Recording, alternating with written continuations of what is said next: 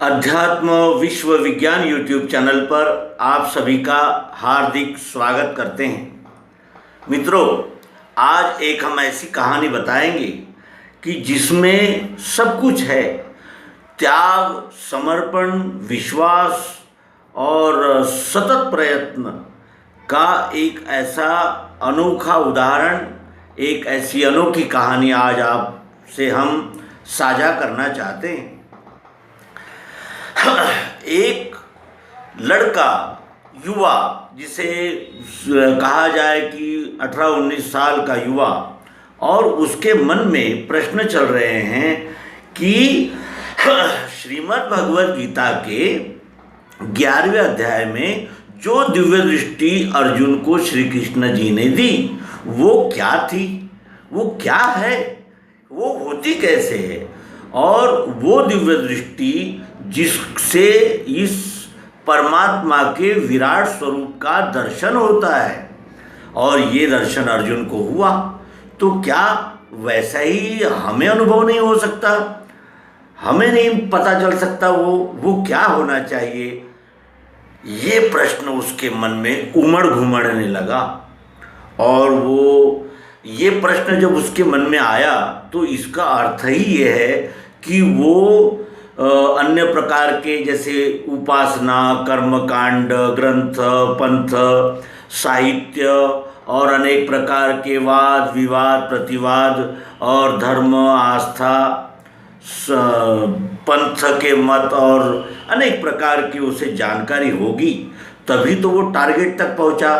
Target तक कौन पहुंचता है? जैसे हम पहली कक्षा से पढ़ते हैं तो बैचलर होने के लिए हमें फिर वो पात्रता हो जाती है उस क्लास तक। तो अगर बैचलर की पुस्तक का अगर कोई प्रश्न करे तो ये अवश्य ही ध्यान में आना चाहिए कि उसे वो वहाँ तक पढ़ाई कर चुका है, और यही निकाश यहाँ भी लगाएं तो उस बालक को ये सब यानी विभिन्न मार्गों का ज्ञान था। और इन ज्ञान को पार करके वो जो मूल प्रश्न है जिससे इस विश्वरूप परमात्मा का प्रत्यक्ष यथार्थ दर्शन परिचय हो जाता है, वो युक्ति क्या है, वो दिव्य दृष्टि क्या है। और अचानक उसे अपने पिता के साथ काशी जाने का मौका मिला।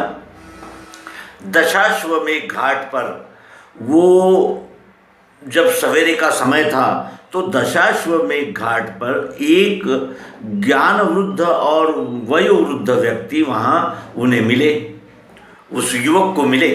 और उस युवक ने प्रश्न किया, नमस्कार किया और पूछा कि यदि आप जानते हैं तो मुझे अवश्य बताइए, श्रीमद् भगवद गीता में 11वें अध्याय में श्री कृष्ण जी ने जो अर्जुन को दिव्य नेत्र, दिव्य दृष्टि दी, वो क्या है? क्या आप जानते हैं? और जान सकते हैं, जानते हैं तो मुझे आप बताइए।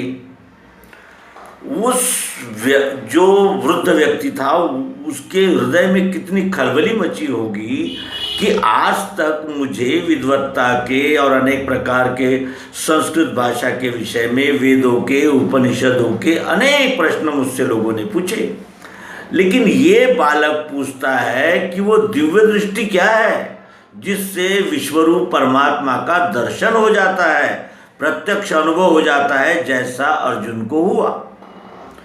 प्रफुल्लित हो गए वो, उन्हें ऐसा लगा कि आज मेरा जन्म सार्थक हो गया। जो बात मैं जानता हूँ, जो गुह्य से गुह्य ज्ञान है, अध्यात्म विज्ञान, वो जो मैं जानता हूँ उसे ही लेने के लिए एक पात्र आया है, यानी जौहरी आया है हीरा खरीदने। और उन्होंने वहाँ उसे उपदेश किया। वो उपदेश अत्यंत यानी संक्षिप्त था, लेकिन भूमि तैयार रहने से वो बीज उस बच्चे के हृदय में ऐसा पहुँचा और पहले ही ज्ञान और अनेक प्रकार के शास्त्र और उसमें लिखे हुए यानी मार्गों से वो लड़का परिचित रहने से ये उसे एकदम हृदय में बैठ गई ये विद्या। और वो समझ गया कि इसमें वेदों का, उपनिषदों का, आरण्य, कुरान, पुराण, बाइबल आदि सभी मतों का समन्वय हो जाता है। यानी ये विद्या जो है वो वैश्विक है, यूनिवर्सल साइंस है ये। ये हृदय में धारण करके वो लड़का अपने पिता के साथ काशी लौटा और उसके हृदय में ये सतत यानी पारिवारिक भी जिम्मेदारियां थी, कुछ व्यावसायिक जिम्मेदारियां थी और इन जिम्मेदारियों का व्यवस्थित निर्वहन करते हुए उसके हृदय में सतत ये चिंतन चलता रहा कि इसे ये इतनी मौलिक विद्या है कि इसे जानने से ये पंथ मत संप्रदाय अनेक प्रकार के दर्शन शास्त्र, वेद, जातियां और जातियों के कलह और ये सारा दंभ कपट छल पाखंड, ये सबको एक ही साथ विराम देने वाली अद्भुत विद्या मुझे प्राप्त हुई है। अब इसे किस तरह और कितनी संक्षिप्त में और व्यवस्थित पद्धति से मैं जनमानस तक पहुंचाऊं, और ये भावना जिस हृदय से उठी वो हृदय किस तैयारी का होगा, ये विशेष ध्यान करने वाली बात है। और इसी को जैसे जिस योग्यता का मनुष्य होता है उसी योग्यता के संकल्प उसके हृदय में उठते हैं। अब ये लड़के के इस बालक के मन में जो संकल्प उठ रहे हैं वो कितने क्या है, किस तरह इस अद्भुत विद्या को मैं जन जन तक पहुंचाऊं, ये सतत मनन चिंतन जारी ही रहा। और उसी मनन चिंतन ने एक युक्ति का आकार लिया। वो अमरकंटक में कपिल गुफा है, उस गुफा में वह युवक गया, वहाँ उसने आत्मचिंतन किया कि इस युक्ति को कितनी सरलता से जन जन तक पहुँचाया जा सकता है।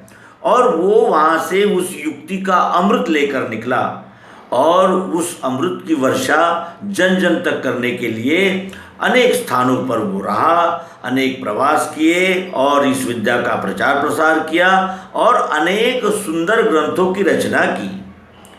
श्रीमद् भगवद गीतोपनिषद, नर्मदा लहरी, वैदिक भागवत और नरनारायण, विज्ञान प्रकाश, लेख संग्रह, पद्य संग्रह, इतना अद्भुत और कितना यानी समर्पक और यानी जिसे कहते हैं पिन पॉइंट साहित्य उन्होंने रचा उस युवक ने। और अंततः 1923 में खंडवा जिले के मानधाता ओंकारेश्वर में माँ नर्मदा नदी के दक्षिण तट पर एक कुटिया बनाई और यह घोषित किया कि ये विज्ञानशाला यहाँ से आरंभ हो रही है और जिन्हें भी अध्यात्म विज्ञान के विषय में जानना है, इस युक्ति को लेना है, वो यहाँ कभी भी आ सकता है। और इस तरह उस युवक की वहाँ तपश्चर्या शुरू हो गई। वो अपना चलता हुआ व्यवसाय छोड़कर आया था, पत्नी बच्चे भाइयों के सुपुर्द करके आया था और वो यानी कहने का आशय कि इस निश्चय से आया था कि अब यही मेरा जीवन उद्देश्य है कि ये दिव्य दृष्टि दिव्य चक्षु का मैं जन जन तक प्रचार करूं, प्रसार करूं। और इस तरह वो युवक वहाँ नर्मदा नदी के तट पर बैठा और उसने अनेक और उत्तम उत्तम ग्रंथों की रचना आरंभ कर दी। और जो प्रवास के दौरान जो उसके परिचय हो गए थे, जिनको ये दिव्य दृष्टि दिव्य चक्षु समझ में आए और वो जिन्होंने इसे यानी जिसे कहते हैं कि संपूर्णतया यानी अनुभव ले लिया, जिनकी निष्ठा विश्वास इस दिव्य दृष्टि पे आई, उन लोगों ने वहाँ यानी अपने अपने प्रश्न लेकर जाना शुरू किया और जो प्रचारक तैयार हुए वो संपूर्ण भारत भर में फैले। ऐसा ही अद्भुत कार्य उन्होंने किया। और ये यानी कितना सतत परिश्रम, तो उनके विषय में उनके जीवन चरित्र जो श्री D.Y. मार्डीकर और श्री सखाराम पंत निजसुरे इन्होंने लिखा है, तो उसमें आपको इनके विषय में विशेष जानकारी मिल सकती है।